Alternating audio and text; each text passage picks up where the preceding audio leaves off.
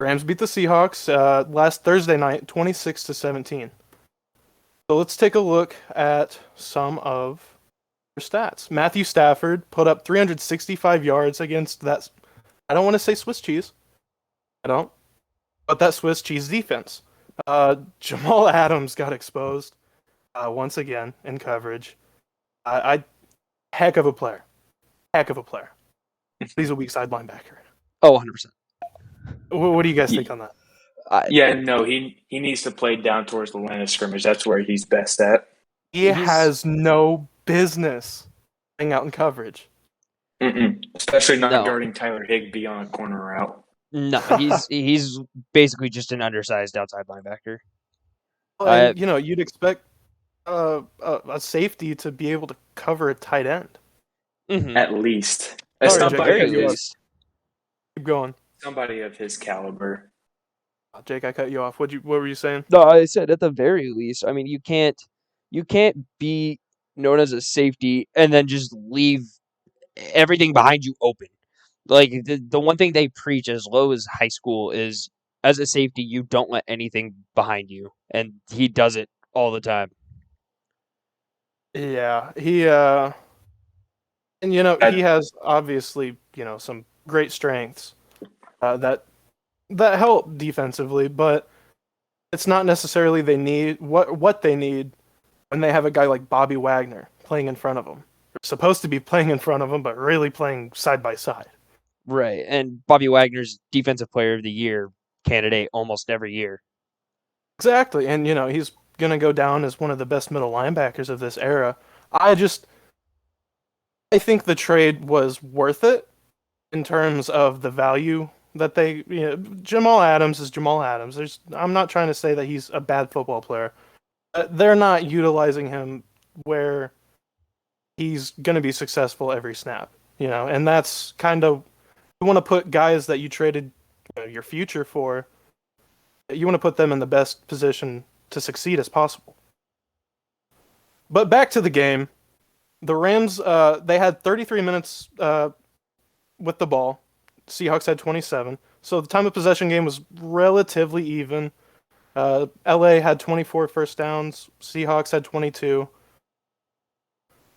Matthew Stafford put up 350 yards. I feel like that's a common thing, at least now.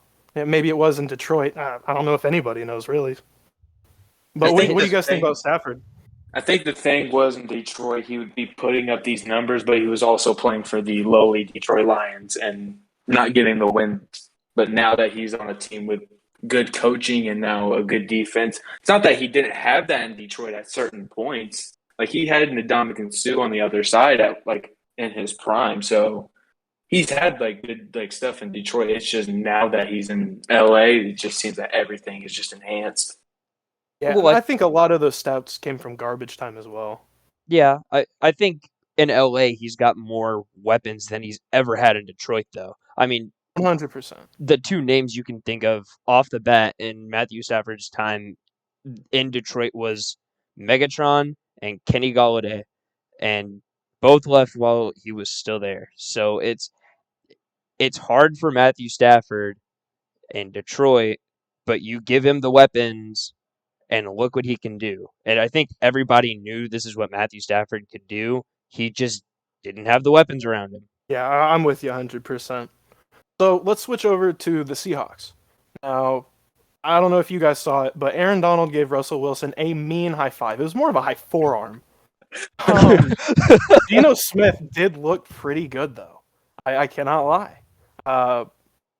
He didn't win the game, obviously, but he did have the ball in his hands to potentially, take him down the field and win the game. He put up 131 yards and a touchdown. He did throw a pick, which, you can't really fault him for that. I don't know if he was necessarily expecting to get geared up and ready to go halfway through the game. Russ, that's a tough loss. He was playing pretty good up until he got injured. It's Russell Wilson.